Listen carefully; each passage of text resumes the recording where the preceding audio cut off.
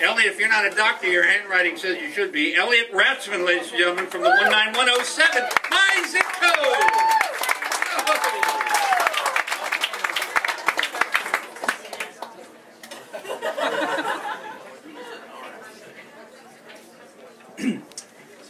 Made some notes on my dissertation on the drive down here, so I will be a doctor next month.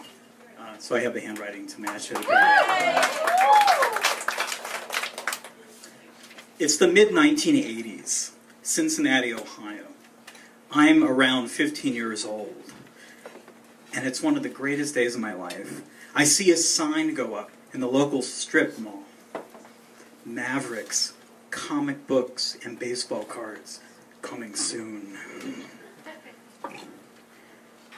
Comic book collecting back in the mid-80s was a perilous task for a 15-year-old with no car and no money.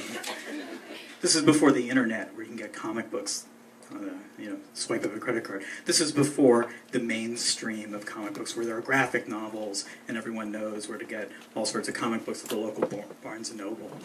Comic book collecting was perilous because you didn't know where to get the missing issue that you missed of The Incredible Hulk or the X-Men. I must have felt that day the flutter of anticipation, the way that Hasidic Jews must feel when they see signs of the coming of the Messiah. Little did I know that I would actually be working at this store within the year. Now, working at a comic book store, then and now, is a strange business. It's mostly staffed by comic book addicts, and instead of getting paid money, we get paid in product. Most comic book workers get paid in what we call snarf. And luckily, one of the workers, or I should say one of the addicts, who started to volunteer or work at this comic book store was the assistant wrestling coach at the local high school. And so, finding about this, I asked him, I was on wrestling team, hey, can you get me a job there? So, he says, I'll set up an interview. So I'm now interviewing with the owner of this store, a guy named, I'll change his name slightly, Don Wiley, what a businessman's name. Now, Don Wiley was a sort of ostentatious, pious Protestant, but without the Protestant ethic. All his stores were terribly mismanaged, looking like a college dorm room. He interviews me, he asks me to put in order a few dozen comic books. I put them in logical order. He says, you have the job. And so for 2 years, I worked at this comic book store after school, riding my bike down there for snarf. About $4 an hour in comic books, right? Well, Leo and I worked there together. He was a manager at a 7-Eleven. He would come off his shift, work at the comic book store. But we got into all these fights over little things that were very important for the ordering of comic books. For example, whether to put one piece of tape on the back of the bag or 2 pieces of tape. Whether to put the annuals in the front or in the back. And whether to put any type of comic book made by any company together, or put them in alphabetical order, or separate them by company, DC, Marvel, and other. It got to the point where Leo and I couldn't work together anymore, and he basically fired me.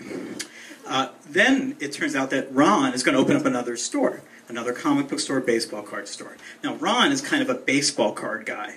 Now, there's a difference between comic book guys and baseball card guys. Baseball card guys are kind of normal. So he's not thinking about the comic book. So I said, Ron, who's going to put the stock together for this new store? Store's going to open in a month. So I volunteer my services, and so what I do is I drive weekly, sometimes daily, down to his other comic book baseball card store in Dayton, Ohio, about an hour away. Load up on their overstock, take it to my house, schlep these big cases of comics into my basement, okay?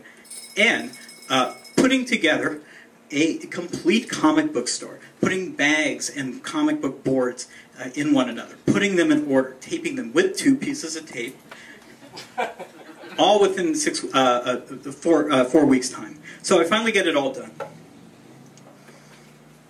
And there it is, comic book stock as I intended it. Black and white comics and colored comics ordered together. Every comic put in alphabetical order perfectly. A stock which I could be proud of. A stock that matches Leibniz, the philosopher Leibniz's ideal of the most diverse world being the most perfect world. And I did it in all 4 weeks. And I did it myself. Thank you.